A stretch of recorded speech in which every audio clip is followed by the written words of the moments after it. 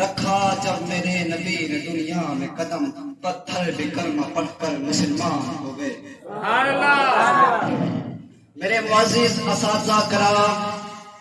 حاضرین محفل اور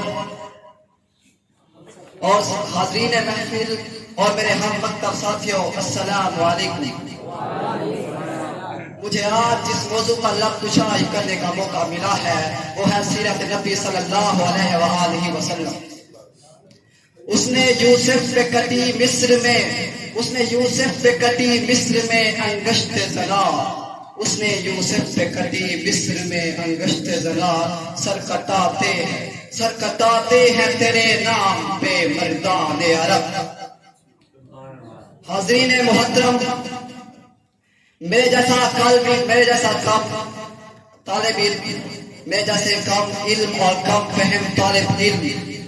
آپ صلی اللہ علیہ وآلہ وسلم کی شان کو کیا بیان کر سکتا ہے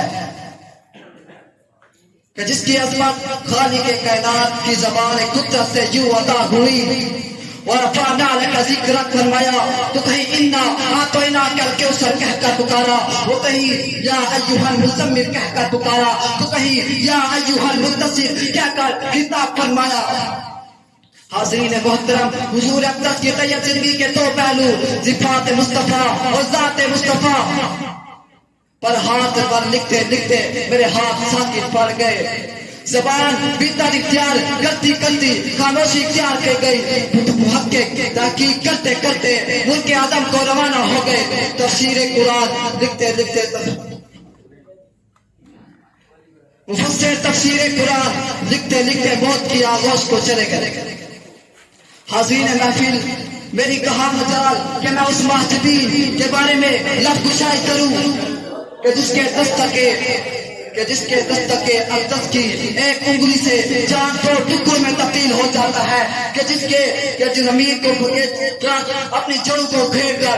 زمین کو پھاڑ کر آپ کی بارگاہ میں حاضر ہوئے، جس ہستی کی نگاہ ہوتی ہے دوسرا کا گھوڑے سمیت زمین میں دھنس جاتا ہے، اور جب آپ کی رحمت نگاہ اٹھتی ہے تو وہ گھوڑے سمیت زمین سے نکلنا شروع ہو جاتا ہے۔ جس پیکر نور پر طائف کی بستی میں ظلم کے پہاڑ توڑے گئے، مگر زبان مقدس سے بد دعا نہ نکلی، بقول در کرم نہ ہولی، دعا مانگی الہی قوم کو بصیرت دے،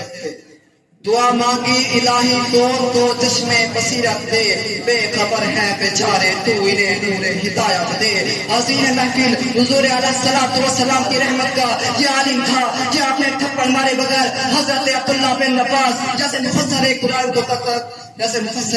کو تیار فرمایا، جن کی تفسیر قرآن سے دنیا قیامت تک استفادہ کرتی رہے گی۔ یہ زمانہ اور بحیثیت جنریل ایسے سپہ سالار پیدا فرمائے کہ جنہیں زمانہ خالد بن ولید کے نام سے جانتا ہے۔ سچائی کی تربیت کی تو صدیق اکبر بنا دیا، عدل کا قائم کیا تو فاروق اعظم بنا دیا، سخاوت کی نگاہ اٹھائی تو عثمان غنی بنا دیا، اور مکتب شجاعت میں شیر خدا حضرت علی بنا دیا۔ حضور اکرم صلی اللہ علیہ وسلم کی تعلیمات پر روشنی میں حاضرین کو میں ایک پیغام دے کر اجازت چاہنا چاہوں گا کہ محبت کی نظر میں اہل وفا کی شان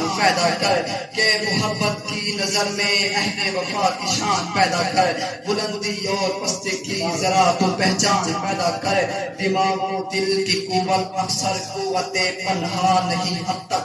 دماغ و دل کی اکثر قوت پنہا نہیں اب تک، کوئی ان کے ابھرنے کا تو ایسا مان پیدا کر، نہ ہو ماحول سے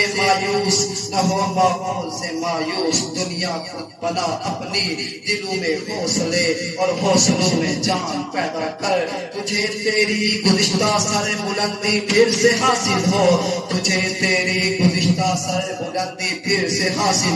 وہ حکمت وہ ہنر وہ ذوق تو اے نادان پیدا کر، اور ضرورت ہے کہ ماضی کی طرح روشن ہو مستقبل،